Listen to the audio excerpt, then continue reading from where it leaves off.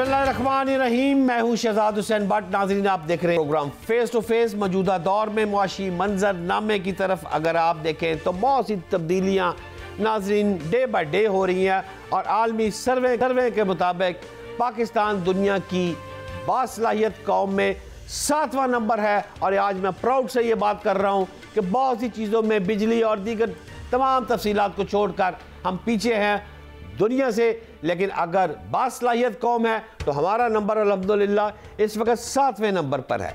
इस सिलसिले में पंजाब में बड़े पैमाने पर बासलाहियत नौजवान को आसान कारोबार कर्ज मुहैया करने के लिए 50 अरब रुपए से स्कीम का आगाज नाज़रीन शुरू हो चुका है। यह बिलासूद कर्ज किन शराइत पर दिए जाएंगे? ऐसा तो नहीं कि मौजूदा सियासी हालात को देखते हुए नौजवान नस्ल को अपने वोट बैंक के लिए इस्तेमाल करने के लिए ये कर्ज दिया जा रहा है, या फिर असल हकाइक क्या है? इन सब पर बात करेंगे। मेरे साथ मौजूद है सूबाई वज़ीर Punjab industries, commerce and investment Chaudhry Shafay Hussain साहब, जो कि पाकिस्तान मुस्लिम लीग के जनरल सेक्रेटरी पंजाब भी हैं और सालक साहब के बड़े भाई यानी चौधरी शुजात हुसैन साहब के बेटे हैं। चौधरी शाफे हुसैन साहब, अस्सलाम वालेकुम। जी वालेकुम सलाम। शाफे भाई, ये बताएं कि आपकी वजारत इंडस्ट्रीज़, कॉमर्स एंड इन्वेस्टमेंट है और गुज़श्ता रोज़ आपने एक बड़ी प्रेस कॉन्फ्रेंस भी धुआंधार की और फरमाया कि 1 साल की कारकर्दगी भी आपने फरमाई है। मैं आपसे ये जानना चाहता हूँ कि पूरी दुनिया में बिजली जो है वो सस्ती होती जा रही है, दुनिया के मुकाबले में मियारी अशिया जो पैदा हो रही हैं, यहाँ पर तो दिन ब दिन जो हमारी बिजली है वो महंगी होती जा रही है। आपकी 1 साल की कारकर्दगी पहले हमें थोड़ी सी बताएं कि आपने क्या समझते हैं बड़ी अचीवमेंट की है, और फिर बिजली के बारे में भी हमें दोनों बातों की रहनुमाई फरमाएं। जी बिस्मिल्लाहिर्रहमानिर्रहीम। जो पहले आपने बिजली के हवाले से जो इक़दामात बिजली के हवाले से फेडरल गवर्नमेंट कर रही है वो उससे पहले कभी नहीं हुए।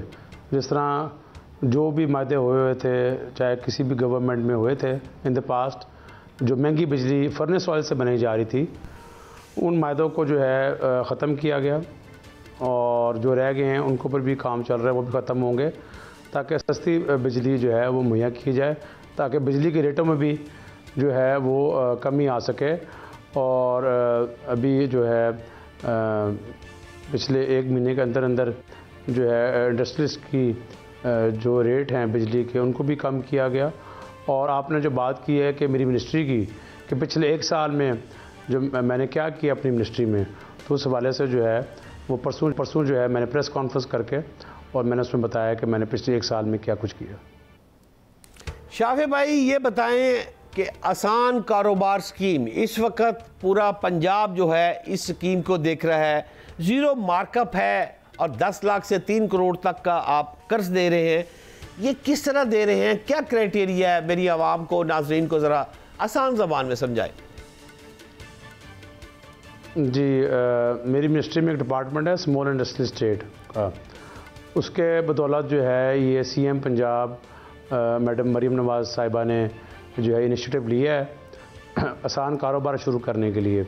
और ये स्कीम जो है ये कोई भी फ़र्द जाके अप्लाई कर सकता है बैंक ऑफ पंजाब में, चाहे वो किसी पार्टी का भी हो, और ये 100% ऑन मेरिट है।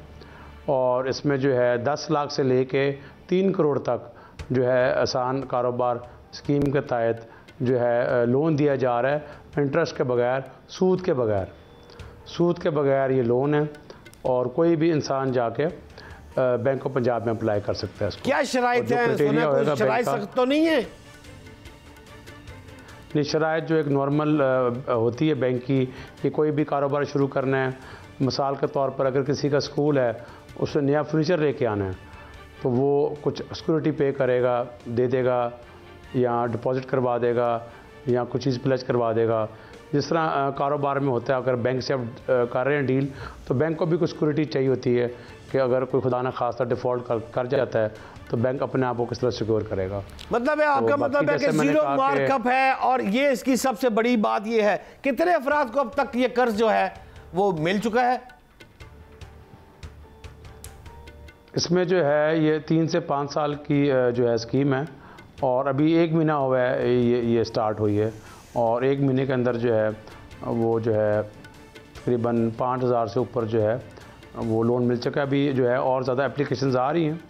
अभी 1 महीने पहले ये स्कीम जो है वो लॉन्च हुई है, और मैं समझता हूँ कि किसी भी आसान कारोबार को बूस्टअप करने के लिए उसको करोड़ रुपया भी मिल जाए बिला सूद, तो मैं कहता हूँ कि वो अपना एक सर्कल जो है बिज़नेस में दोबारा वो चला सकते। दुरुस्त है, बहुत बड़ी बात है। आपका 1 साल मुकम्मल हो चुका है। 1 साल में आप सेटिस्फाई हैं अपनी वजारत से? क्या ऐसी बात की या सिर्फ आपने पंजाब असेंबली में कुर्सी पर ही कब्जा किया हुआ है? पिछला जो 1 साल था मेरी वजारत का, उसमें ये है कि जो पहले कभी किसी हुकूमत ने नहीं किया, किसी मिनिस्टर ने नहीं किया, जो हमारी रियल एस्टेट है इंडस्ट्रीज़ वो जो हैं ये बनी हुई थी, रियल एस्टेट का बिज़नेस वो चल रहा था वहाँ पर। हमारी जो इंडस्ट्रियल एस्टेट की पॉलिसी है वो कहती है कि 2 साल के अंदर आपने जो है फैक्ट्री लगानी है, मगर ये 4-4 साल, 3-3 साल, 10-10 साल से जो है इन्वेस्टर प्लॉट रख के बैठे हुए थे, और जब रेट ऊपर जाता था वहाँ के एरिया का, तो ये अपना प्लॉट जो है जहाँ उन्होंने इंडस्ट्री लगानी थी 2 साल के अंदर, उसको ये ट्रांसफ़र कर देते थे, ये आगे महंगे दामों बेच देते थे। तो ये सारे प्लॉट कैंसिल किए हैं, और उसके साथ साथ जो है कईयों को फाइनल वार्निंग भी दी है कि ये 2 साल के अंदर जो है अब ये फाइनल फैक्ट्री लगा लें अपनी, मगर प्लेंटी पहले पे करें जो डिपार्टमेंट अदारे को, और अगर दोबारा इन्होंने पॉलिसी के तहत हमारी ये जो प्लॉट इन्होंने लिए हैं हमारी इंडस्ट्रियल स्टेट के अंदर, अगर दोबारा से अगर फैक्ट्री ना लगाई तो परमानेंटली जो है वो प्लॉट कैंसिल कर दिया जाएगा और पैसे वापस कर दिए जाएंगे। और हमारी फ्री जोन जो हैं उसमें जो है बड़ी फैसिलिटीज़ है इन्वेस्टर्स को। फ्री जोन में 0% ड्यूटी है मशीनरी इंपोर्ट के ऊपर, 10 साल कोई इनकम टैक्स नहीं है। इसके साथ साथ जो है जितने भी ये हैं बोर्ड, इनको भी जो है मैंने तब्दील किया, और हमारी एक और इंडस्ट्रियल स्टेट है वहाँ पर सिक्योरिटी वॉल कोनी है, और 8000 से 9000 एकड़ के ऊपर है। वो पाकिस्तान की सबसे बड़ी इंडस्ट्रियल स्टेट है, और वहाँ पर सीवरेज का सिस्टम नहीं था, वो हमने जो है वो शुरू किया। टेलीफोन लाइन जो है उसका सिस्टम हम लेके आ रहे हैं वहाँ पर। और इसके साथ साथ जो है जो बाकी इंडस्ट्रियल स्टेट्स हैं उनमें भी जो है काफ़ी पिछले 1 साल में हम बेहतरी लेके आए हैं, और वहाँ पर नई इंडस्ट्रीज़ जो है वो लगना शुरू हो गई हैं। मैं आपको जो हमारी शेखुपुरा कायद-ए-आज़म इंडस्ट्रियल स्टेट है, मैं आपको उसकी मिसाल दे देता हूँ। वैसे तो अगर मैं सारों का बारी बारी बताऊँ तो उसमें आपके प्रोग्राम में शायद इतना टाइम नहीं है। शेखुपुरा कायद-ए-आज़म इंडस्ट्रियल स्टेट में अगले 1.5 महीने के अंदर अंदर जो है वो 15 फैक्ट्रियाँ लोकल जो है वो अपनी बिल्डिंग शुरू कर रहे हैं। उन्होंने प्लॉट ले लिए हैं, जिसमें टेक्सटाइल के लोग हैं वो लगा रहे हैं, फार्मास्यूटिकल के, सिंथेटिक लेदर के, कुकिंग ऑयल की फैक्ट्रियाँ वहाँ लगने लगी। दुरुस्त कह रहे हैं शाफे साहब आप, लेकिन आप तो ये भी फरमाते हैं कि पाकिस्तान में जैसे आप बात कर रहे हैं, आप तो चाइना की भी बात करते हैं कि चीनी कंपनियां जो हैं वो पंजाब में टेक्सटाइल और शूज़ फैक्ट्रियों के अलावा बैटरियां बनाने और दीगर मसनूआत में सरमायाकारी करने के लिए तैयार हैं। अगर आपके मुताबिक चीनी कंपनियां तैयार हैं तो इस वक्त मुल्क में जिस तरह की दहशतगर्दी मैं और आप सब देख रहे हैं, इस दहशतगर्दी में कौन आपके मुल्क में सरमायाकारी करेगा? क्या कर रहे हैं शाफे भाई? अच्छा, मैं आपको ये बताता हूँ, जो आप बात कर रहे हैं कि कौन क्या कर रहेगा और मैं क्या कर रहा हूँ। अभी मैं चाइना गया था, वहाँ मेरे जो कॉन्ट्रैक्ट्स हुए हैं चाइनीज़ के साथ, उन्होंने ऑलरेडी जो है वो फैक्ट्रियाँ लगाना शुरू कर दी हुई हैं। मैं वीवो मोबाइल जो है, चाइनीज़ वीवो मोबाइल, इसकी फैक्ट्री है चाइना में, इंडिया में है। पहली बार जो है ये वीवो मोबाइल चाइनीज़ जो है इन्होंने अपनी बिल्डिंग भी शुरू कर दी है हमारी फैसलाबाद इंडस्ट्रियल स्टेट में। 2 साल के अंदर ये इसकी मोबाइल की मैन्युफैक्चरिंग इधर होगी पंजाब में। इसके साथ साथ जो है हमारी और जो इंडस्ट्रियल स्टेट हैं वहाँ पर जो है ऑलरेडी हमने SOPs बना लिए हैं फॉर चाइनीज़। और जो आपने बात की दहशतगर्दी की, ये ऑब्वियसली दहशतगर्दी जो है ऑब्वियसली जो इन्वेस्टर है उसका जो कॉन्फिडेंस जो है वो लूज़ करता है, मगर इसके हल में हमें आना चाहिए अब। और जैसे शहबाज शरीफ साहब ने कहा कि ऑल पार्टीज़ बैठे और इसका हल निकालें, और जो एक नेशनल सिक्योरिटी प्लान बना था, मेरे ख़्याल में कि सारों को जो है सारी पार्टीज़ को बैठ के इस नेशनल सिक्योरिटी प्लान के ऊपर इम्प्लीमेंट करना चाहिए और मज़ीद फॉलोअप करना चाहिए। और जो हमारे मुल्क दुश्मन अनासर हैं उनको जो है ताकि वो इस अपने मकसद में कामयाब ना हो। और इसमें आपको पता है कुछ हमसाया ममालिक भी जो है इन्वॉल्व हैं, जो नहीं चाहते कि पाकिस्तान की में तरक्की हो या पाकिस्तान में अमन हो, मगर हमने जो है अपने आप को जो है ख़ुद देखना है और इसमें जल्द से जल्द जितना जल्दी नेशनल सिक्योरिटी प्लान में अमल हो जाए। और इसमें जो है CTT भी अपना भरपूर जो है वो रोल प्ले कर रही है। इसमें जो काबिल-ए-एहतराम शाफे साहब, आप दुरुस्त फरमा रहे हैं। Prime minister of Pakistan Shahbaz Sharif साहब भी चाह रहे हैं और आप भी चाह रहे हैं।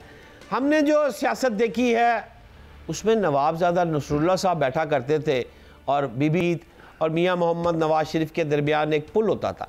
इस वक्त जो पाकिस्तान की सियासत है वो तो डू एंड डाई की तरफ जा रही है।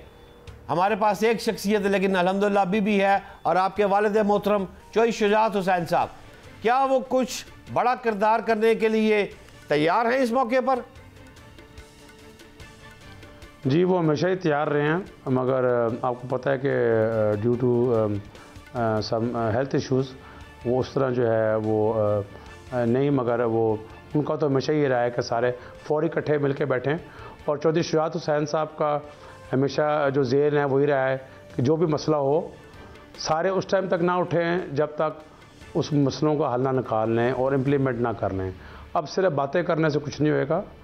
अब जिस पार्टी ने साथ बैठना है बैठे और इनको जो है और मुल्क की मफाद में बैठे, ताकि यहाँ पर ही ये जो दहशतगर्दी के वाक़यात रोज़ाना शुरू हो गए हैं इनका फौरी रुकना बहुत ज़रूरी है। फौरी रुकने के लिए सारों को इकट्ठे बैठना ज़रूरी है और एक एक्शन प्लान जो पहले ही बना था उसके ऊपर पूरा अमल करने की ज़रूरत है। और ये सारे जितने दहशतगर्दी हो रही है, मैं समझता हूँ कि इसमें पाकिस्तान आर्मी जो है वो अपना भरपूर जो है रोल प्ले कर रहे हैं और उन्हीं की वजह से जो है हम यहाँ आज बैठे हुए हैं पाकिस्तान में। शाफे साहब, आप पूरे मुल्क की सियासत की बात कर रहे हैं, लोगों को जोड़ने की बात कर रहे हैं। आप इस GNN के प्लेटफॉर्म से कोई पैगाम देना चाहेंगे चौधरी परवेज़ या उनकी फैमिली को कि ये ख़ानदान भी फिर एक दफ़ा इकट्ठा होना नहीं चाहिए? क्या कहेंगे? मेरे ख्याल में कि इसके ऊपर काफ़ी बातें पहले भी होती रही हैं। इसके ऊपर काफ़ी एंकर्स ने, जर्नलिस्ट ने काफ़ी सवाल वो कर चुके हुए हैं मेरे से भी और सालिक हुसैन साहब से भी, तो मुनासिब नहीं है कि बार बार इसी पर जो है मैं कोई बात करूं। आपकी अपनी मिनिस्ट्री की तो आप बड़ी तारीफ़ें कर रहे हैं, मुझे कोई ऐसा मिनिस्टर बताएं जो आपके ख्याल में मैं तारीफ़ें नहीं कर रहा। मैं आपकी तारीफ कर देता हूँ। मैं मानता हूँ कि आपकी जो मिनिस्ट्री है और मैंने बड़ा थोड़ा कुछ बताया मैंने अभी। और किसी ने अगर डिटेल कुछ जानना चाहता है कि मैंने अपनी 1 साल मिनिस्ट्री में क्या किया है तो वो सोशल मीडिया के ऊपर जाके मेरी पूरी परसों की जो प्रेस कॉन्फ्रेंस मैंने की थी वो जाके देख सकते हैं। हम मानते हैं शाफे साहब कि आप दिन रात काम कर रहे हैं और आपकी मिनिस्ट्री में बेहतर काम हो रहा है और अगर तनकीद होती तो हम तनकीद भी खुलकर करते। लेकिन पूछना यह आपसे, कौन सा ऐसा पंजाब का मिनिस्टर है जिसके बारे में आप देख रहे हैं कि यार ये तूफानी दौरे कर रहा है, ये मिनिस्टर जो है ये सबसे ऊपर जा रही है, मरियम नवाज के बहुत करीब जाता जा रहा है, वो कौन है शाफे साहब? मेरे ख्याल में कि सारे मिनिस्टर जो हैं इस वक्त पंजाब में जो है वो मेहनत कर रहे हैं और सारे एक पेज के ऊपर हैं और दिन रात जो है मेहनत कर रहे हैं। और जो CM पंजाब है मौजूदा मैडम मरियम नवाज साहिबा, वो भी जो है उनको हर फील्ड का पता है और जितनी पिछले 1 साल में स्कीमें आई हैं ये पंजाब की तारीख में नहीं आई। और मैं समझता हूँ केयर टेकर से पहले जो पंजाब में गवर्नमेंट थी उसमें जो है भरपूर ट्रांसफ़र पोस्टिंग पर पैसे लिए गए, भर्तियों पर पैसे लिए गए, जो इलीगल जो यूनिवर्सिटीज़ SOPs के मुताबिक नहीं थी उनको जो है चार्टर दिए गए 10-10 करोड़ रुपया जो है दे के। तो अगर आप कंपैरिजन करना बड़ा ज़रूरी होता है तो अभी जो मौजूदा पंजाब गवर्नमेंट है जिस तेज़ी से ये काम हुए हैं पिछले 1 साल में पहले नहीं हुए और मज़ीद भी जो है हेल्थ सेक्टर के ऊपर मैं समझता हूँ काम करने की ज़रूरत है। जिस तरह आबादी बढ़ रही है वो तो उसके ऊपर भी गवर्नमेंट का फोकस है कि पंजाब में जो है नए हॉस्पिटल जो है वो बनाए जाएँ। चौधरी शाफे हुसैन साहब, मेरा आपसे लास्ट सवाल है। आपने अभी फरमाया आबादी तेज़ी से बढ़ रही है, मेरी इंफॉर्मेशन के मुताबिक भी बेरोज़गारी अगर आप लोगों ने ख़त्म करनी है तो इसके लिए आपको सालाना 15 लाख नौकरियों की ज़रूरत है। आप सनतों का जाल बिछा रहे हैं जी। मैं आपसे ये पूछना चाहूँगा बेरोज़गारी में कमी कैसे आएगी और ये 15 लाख नौकरियाँ कब मिलेंगी हमें? 15 लाख नौकरियों का किसने दावा किया जी? एक सर्वे रिपोर्ट आई है जिसमें अगर ये है बेरोज़गारी ख़त्म करनी है पंजाब हुकूमत ने तो उसको 15 लाख सालाना नौकरियां देगी तो फिर बेरोज़गारी ख़त्म होने जाएगी। जी एक तो ये है कि जैसे मैंने आपको बताया कि जो इंडस्ट्रीज़ लग रही हैं और मुख्तलिफ चैम्बर ऑफ कॉमर्स भी मुझे मिले हैं यहाँ के। सियालकोट इंडस्ट्रियल स्टेट हम नहीं बनाने जा रहे हैं और भी 1-2 डिस्ट्रिक्ट्स में। अब बात यह है कि ये जानना ज़रूरी है कि जो नई इंडस्ट्रियल स्टेट बन रही हैं पिछली जो इंडस्ट्री है वो वहीं रहेगी। ये वो इंडस्ट्रियलिस्ट हैं जो एक्सपेंशन चाह रहे हैं, ये वो हैं जो ऑलरेडी लगी हैं वहीं रहेंगी। दूसरा ये है कि जॉब्स के हवाले से जो मौजूदा गवर्नमेंट है वो ऑनलाइन ट्रेनिंग भी जो है वो स्टार्ट कराई और इसके साथ साथ पिछले 1 साल के अंदर जो टेफ्टा अदारा टेक्निकल एजुकेशन का उसमें जो है सीएम पंजाब ने फंड्स दिए और फ्री आईटी कोर्सेज कराए गए यूथ को 3 महीनों के, जिसमें artificial intelligence, cyber security, machine learning, इसके अलावा और बहुत से जो है ट्रेनिंग जो है वो कराई जा रही है ताकि घर बैठ के भी ऑनलाइन जो है वो इनकम जनरेट हो सके। उसके ऊपर स्किल डेवलपमेंट के ऊपर भी जो है काफ़ी काम जो है वो शुरू हुआ है जो पहले कभी नहीं हुआ। बहुत शुक्रिया मेरे काबिल एहतराम भाई चौधरी शाफे हुसैन, आपने GNN को वक्त दिया है। नाज़रीन एक वक्फे पर जा रहा हूँ, शॉर्ट ब्रेक पर जा रहा हूँ, लेकिन वक्फे के बाद में आकर बात करूँगा नौजवान नस्ल का जो सोशल मीडिया की तरफ बढ़ता हुआ रुझान है। जहाँ फ़ायदा दे रहा है वहाँ नुकसान भी सोशल मीडिया बहुत ताकत से दे रहा है। पाकिस्तान के माशरे में सोशल मीडिया ऐप्स के ज़रिए क्या मनफी तब्दीलियाँ आ रही हैं, इस पर बात करेंगे क्राइम के एक मशहूर ज़माना सीनियर जर्नलिस्ट सहाफ़ी नईम मुसवा साहब से। चलते हैं एक शॉर्ट ब्रेक पर।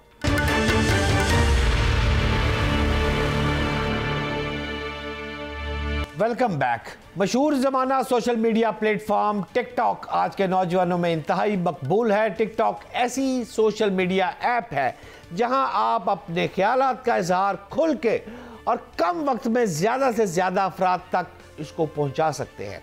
जहां टिकटॉक के ज़रिए आप दुनिया भर के कंटेंट देख सकते हैं, वहां आपको टिकटॉक पर ऐसा कंटेंट भी नज़र आएगा जिसकी वजह से लोग अपनी जान खो बैठते हैं। पंजाब के सबसे बड़े शहर लाहौर में बहुत से ऐसे वाक़यात रोनुमा हो चुके हैं जिनकी बुनियाद टिकटॉक पर बनाई गई रील्स है। पुराने ज़माने में बदमाश और कब्ज़ा माफिया कासिद के ज़रिए धमकियाँ दिया करते थे। अब सोशल मीडिया ख़ास तौर पर टिकटॉक के ज़रिए धमकियाँ दी जाती है जिसके जवाब में दूसरी तरफ से भी धमकियाँ आती हैं और फिर यूँ कत्ल गारत का बाज़ार गर्म हो जाता है। क्या टिकटॉक बदमाशी के कल्चर को फ़रोग़ दे रहा है या इस ऐप से मज़ीद जराइम में मुसलसल इजाफा हो रहा है, इस पर बात करेंगे। मेरे साथ इंतहाई काबिल एहतराम और सीनियर जर्नलिस्ट नईम मुसवा साहब मौजूद है। नईम साहब अस्सलाम वालेकुम। नईम साहब सबसे पहले तो ये बताएं कि मशहूर ज़माना मोबाइल ऐप जो टिकटॉक है वो मेरे ख्याल के मुताबिक तो इस वक्त जराइम पेशा अफराद ने बतौर हथियार इसको इस्तेमाल करना शुरू कर दिया है और अब तक कई दुश्मनियाँ जो हैं और कई जानें जो हैं वो इसकी नज़र हो चुकी हैं।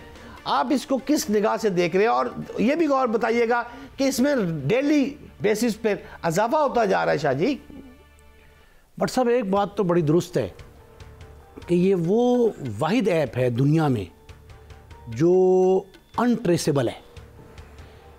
इसके माखिज़ का ओरिजिन जो इसका होता है उसका पता नहीं चलता। तो जो बात अब जिस किसी को कहना चाहें, मोस्टली अगर आप किसी को जानते हैं तो और बात है ना, लेकिन अनजाने में कोई बात किसी को कहना चाहें तो आप अपनी शनाख्त खुफिया रख के कह सकते हैं।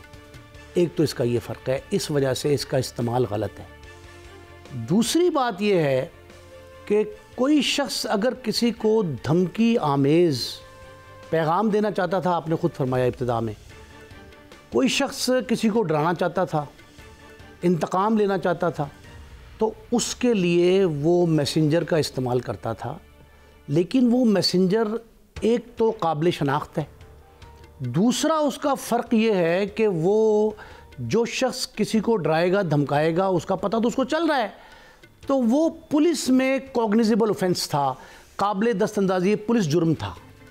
दफ़ा 506, 506A, 507 तक दफ़ा ऐसी दफ़ात हैं जिनका मुकदमा दर्ज होता था। इस्तग़ासा प्राइवेट सिविल सूट कर सकते थे आप। यानी मैंने आपको टेलीफोन पर धमकी दी तो दफ़ा 506 का मेरे ऊपर मुकदमा दर्ज हो गया। ठीक है। फिर टेलीग्राफ एक्ट भी लगता था, टेलीग्राफ एक्ट की 3 दफ़ात हैं, उसका मुकदमा भी टेलीफोन पे, लेकिन फ़िज़िकली अगर धमकी 2 गवाहों की मौजूदगी से साबित हो तो आप 506 में चालान हो सकते हैं। ये तो ताज़ीरात पाकिस्तान है। लेकिन ये जिस ऐप का आप तज़किरा कर रहे हैं टिकटॉक, ये टिकटॉक बज़ाहिर एक मज़ाहिया ऐप लगती है कि उन्होंने कहा जी ये जो है ना ये टिकटॉक खेल रहा है, ये मज़ाहिया ऐप थी। ये मज़ाहिया नहीं है, ये ऐसा खौफनाक इशू है जिससे आपको डराने के लिए इससे बड़ा हथियार मिल नहीं सकता। और इस वक्त जो मुजरिमाना सरगर्मी हैं बिलखुसूस नौजवानों में, ये 15 साल से 30 साल की उम्र में 80% से ज़ायद, 15 से 30 साल, ये 15 साल का जो पीरियड है, इसमें जिस नस्ल ने परवान चढ़ना है और जो चढ़ चुकी है, उनके इस्तेमाल में टिकटॉक एक ऐसा हथियार है जो क्लाशनकोफ से भी ज़्यादा ख़तरनाक है। मंशियात जहर घोलती है एक वक्फे के साथ, एक दौरानिए के साथ। ये ऐसा हथियार है जो फौरी जूद असर जो होता है ना, ये जूद असर है, इसका इम्पेक्ट इतना खौफनाक है, फौरी बर्क रफ्तारी के साथ ये असर करता है। जो जिस शख्स ने इसका इस्तेमाल शुरू किया, जो वो मकासद हासिल करना चाहता है, जिसको मतून करना चाहता है, मलून करना चाहता है, वो उसके लिए बड़ी आसानी से इस्तेमाल कर सकता है। आपने किसी की माँ को गाली देनी है, किसी की बहन जो है उसकी तौहीन करनी है, किसी के वालिद को, भाई को अगर मतऊन करना है, उसके लिए इससे बड़ा हथियार कोई नहीं है जो टिकटॉक है। और ये टिकटॉक जो है कई घर बर्बाद कर चुकी, कई ख़ानदान कत्ल के अंदाज में तबाह हुए। फिर उससे भी बढ़ के इसकी जो असर पजीरी है, आप दुनिया के एक कोने में बैठ के और दूसरे कोने तक मार कर सकते हैं।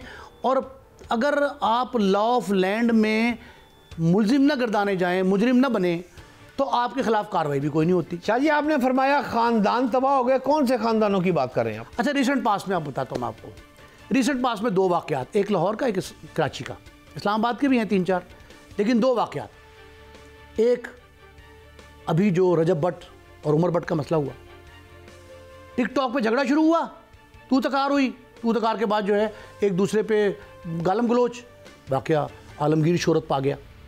इसी तरह कराची में टिकटॉक से शुरू होने वाले वाक़यात जो हैं, वो एक नौजवान जो 20-22 साल का था, मुस्तफ़ा आमिर, उसकी कत्ल की शक्ल में नतीजा निकला उसका। फिर उसमें से मंशियात ने जन्म लिया, एक बहुत बड़ा रैकेट आलमगीर शोहरत का वो सामने आ गया। एक बड़े अदाकार का बेटा पकड़ा गया, 40 लड़कियाँ, 80 कंप्यूटर्स, 22 क्लाशनकोफें, गन्स बड़ी बड़ी। ये सारी जो है ना भट्ट साहब, ये सारी की सारी एक टिकटॉक के मैसेज, उससे वो बात कहाँ से कहाँ तक पहुँच गई। 2 वो ख़ानदान जो पार्टनर थे, बल्कि 4 अब ख़ानदान बन गए हैं। 4 ख़ानदान ऐसे जो पार्टनर थे मुख्तलिफ मकरू धंधों में, वो आमने सामने खड़े हो गए और जंग शुरू हो गई। इससे पहले इस्लामाबाद में नूर मुकद्दम केस, ये सारे वाक़यात को अगर आप देखें तो इनकी बुनियाद टिकटॉक बनी है। शाह जी, आप जो बात नौजवान नस्ल की कर रहे हैं, तो यहाँ पर यह भी मुझे ज़रूर रहनुमाई फरमाएं कि इस मौके पर गैंगस्टर जो हैं वो भी टिकटॉक का जो इस्तेमाल है वो कर रहे हैं। तो ये आप क्या समझते हैं, ये ऐप का कसूर है या हम इसका इस्तेमाल ही गलत कर रहे हैं, हमारा कसूर है? बट सब बात यह है कि सोशल मीडिया, डिजिटल मीडिया का ओवरऑल इस्तेमाल जो है ना गलत हो रहा है, मिसयूज़ है ना। इससे हट के एक बात, गैंगस्टर की जो आप बात कर रहे हैं ना, गैंगस्टर्स ने स्टाफ रखा हुआ है इस ऐप के इस्तेमाल के लिए। बहुत सारे पुराने लोग हमारे दौर के जो हैं वो इस तरह ऑपरेशन नहीं जानते मोबाइल का, कंप्यूटर का। ये जदीद टेक्नोलॉजी, अब आर्टिफिशियल इंटेलिजेंस AI जो आ गया, इस सारे के इस्तेमाल के लिए उन्होंने बाकायदा मुलाजिम रखे हैं, उनके ज़रिए वो पैगाम रसानी करते हैं। अब ये समझे कि गैंगस्टर्स के जो कबूतर हैं ना, वो कबूतर हैं वो मुलाजमीन, और ये ऐप्स, ये जितनी ऐप्स हैं उनमें सबसे ज़्यादा ख़तरनाक, सबसे ज़्यादा मौसर, सबसे ज़्यादा बरक़ रफ्तार और सबसे ज़्यादा मुजरमाना सलाहियतों की हामिल वो टिकटॉक है। इस टिकटॉक का सबसे बड़ा नुकसान ये हो रहा है नौजवान नस्ल को कि वो नस्ल एक तरफ तो अपने रकाबतदारों की तौहीन, तजलील, तज़हीक के लिए ये ऐप इस्तेमाल कर रहे हैं। दूसरा, अगर वो मुलाजमत हासिल करते हैं किसी गैंगस्टर के पास और उसके मुलाजिम बन के ये काम करना चाहते हैं तो वो अर्निंग तो कर रहे हैं। अर्निंग तो 4 करोड़ रुपए माहाना एक शख्स को मिलता था कराची के उस डिफेंस के इलाके में जहां मुस्तफ़ा आमिर को कत्ल किया गया बेदर्दी से।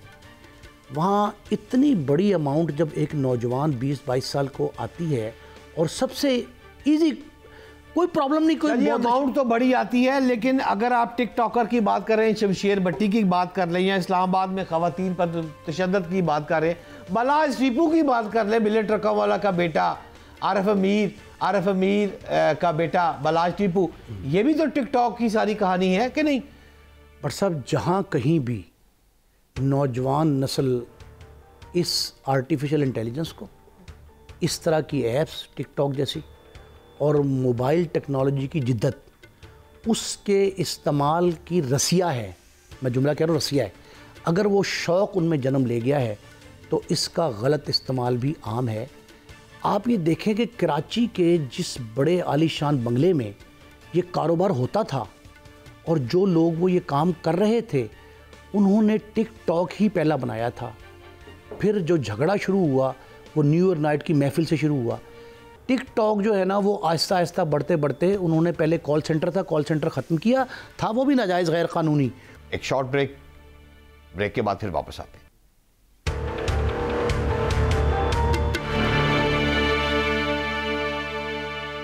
वेलकम बैक जी। नहीं मुस्तफा साहब, कराची का तो बता रहे हैं, लाहौर के भी बताएं कि अंडरवर्ल्ड जो है वो किस तरह इसको इस्तेमाल करती है और अपने मकासद हासिल करती है। ज़रा अंडरवर्ल्ड लाहौर के बारे में भी कुछ।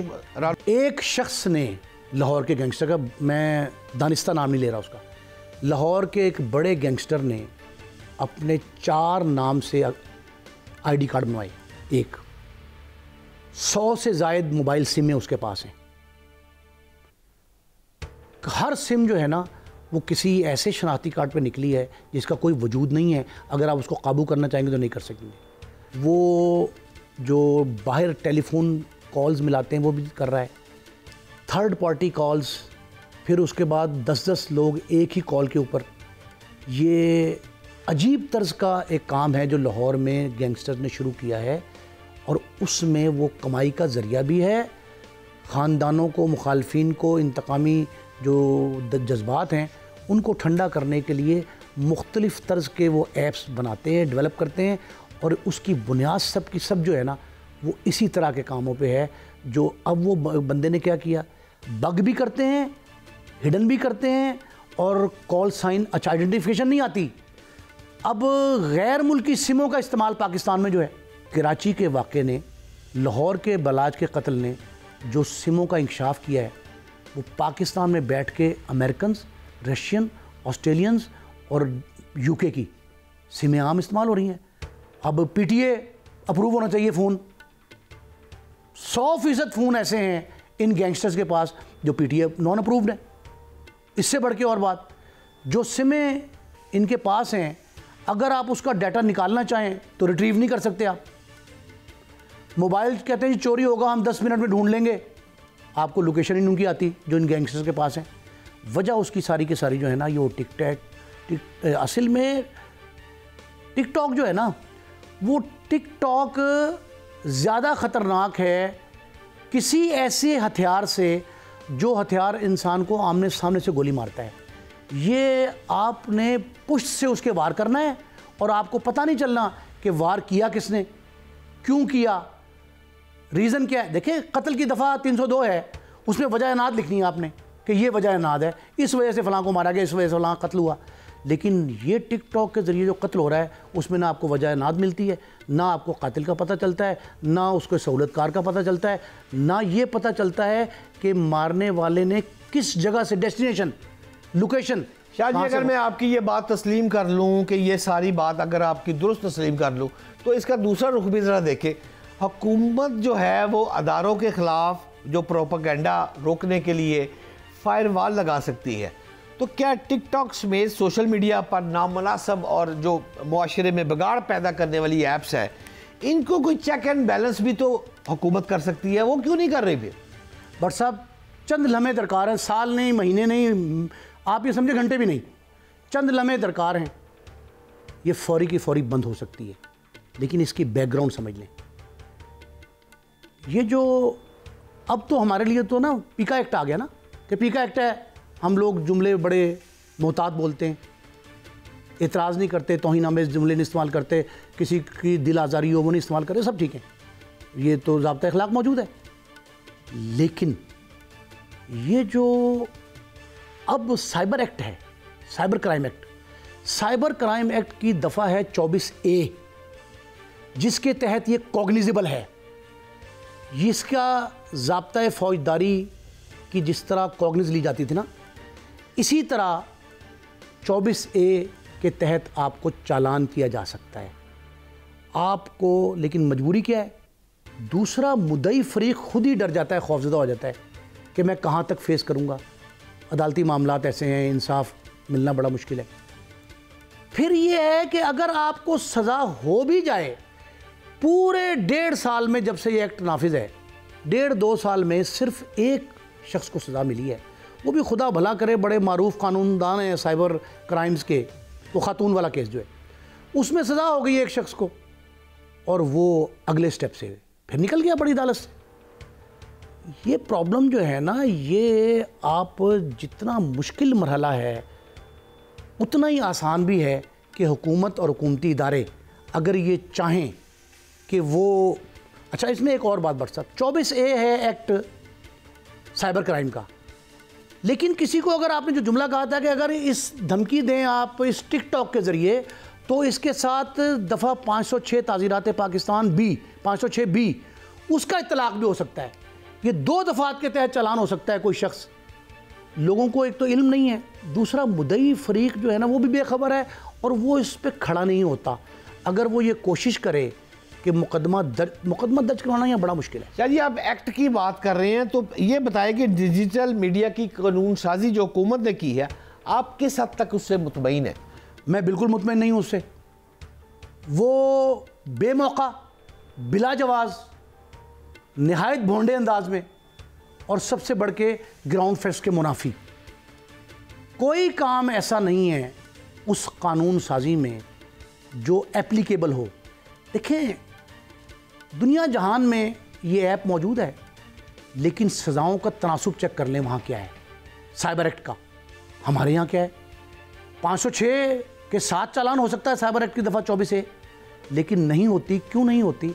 सिर्फ इसलिए नहीं होती कि लोग बेखबर हैं। जब तक हम अपनी आवाम को ये बताएंगे नहीं कि उनके हुकूक क्या हैं, किस कानून के तहत किसको क्या सज़ा मिलनी है। देखिए, अब वो पछता रहे हैं बेचारे, जिन लोगों के घरों में ये काम होता रहा, कराची में, लाहौर में, इस्लामाबाद में, वो पछता रहे हैं। वो कहते हैं जी अब हम काबू आ जाएंगे। तो मेरा ख्याल है कि कानून साजी जो है ना, वो हालात को देख के, मामलात को समझ के, नहायत ज़ीरक और बारीक बीनी के साथ ये करेंगे तो हुकूमत के लिए चंद लम्हे का काम है। और कैसा ऐसा काम है कि वो कानून साजी पार्लियामेंट में करें, और पार्लियामेंटेरियन ना झूठ का सहारा लें और ना ही वो कोई खुफिया चीज़ रखें। अगर हमने नई नस्ल को बचाना है और कलाशनकोफ और कलाकोफ से बड़े हथियार को रोकना है, तो कानून की रुकावट खड़ी करनी होगी। अगर हमने कानून साजी इस पर आज नहीं की, तो आने वाला कल ना सिर्फ ये कि हमें माफ़ नहीं करेगा, बल्कि हमारी नौजवान नस्ल को तबाही के धाने पे तो हम पहुंच गए, वो तबाही के घड़े में धकेल भी देगा। बहुत शुक्रिया। मेरे साथ मौजूद थे काबिल एहतराम नईम मुस्तफ़ा साहब। नाज़रीन, मशहूर ज़माना मोबाइल ऐप टिकटॉक कुछ जराइम पेशा अफराद ने बतौर हथियार इस्तेमाल शुरू कर रखा है, लेकिन मैं आपको इस प्रोग्राम की वसातत से एक बात कहता जाऊँ कि मेरी इंफॉर्मेशन के मुताबिक साइबर क्राइम FIA जो इस वक्त टिकटॉक पर 99.9% काम कर रही है और वो उसका मुकम्मल हो चुका है। और टिकटॉक करने वालों ये याद रखो, आने वाले दिनों में अगर टिकटॉक का गलत इस्तेमाल किया तो शायद आपको खुदा न खास्ता पाबंद सलासल जाना पड़ सकता है। आज के प्रोग्राम के लिए इतना ही। इंशाल्लाह कल 7:03 पर फिर मुलाकात होगी फेस टू फेस के साथ। आज के लिए खुदा हाफिज़। पाकिस्तान जिंदाबाद।